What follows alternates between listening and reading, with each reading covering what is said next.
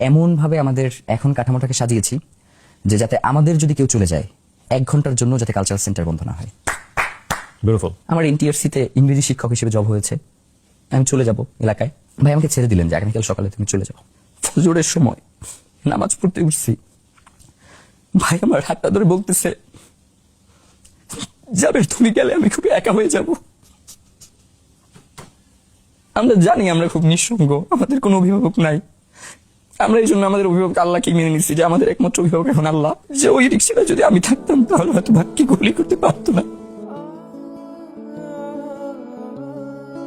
যে এত কিছুর কথা বলা হচ্ছে, প্লিজ ভাই আপনারা কেউ একবার বলেন শহীদ ওসমান হাদির হত্যার বিচারটা করবেন, আমরা কেউ রাজপথে গিয়ে দাঁড়াবো। এই মানুষটার বিচার হবে না, এইটা কি আমরা কোনোভাবে মানতে পারি বলেন ভাই? তিনি তো ইলেকশনটাই করতে চাইছিলেন।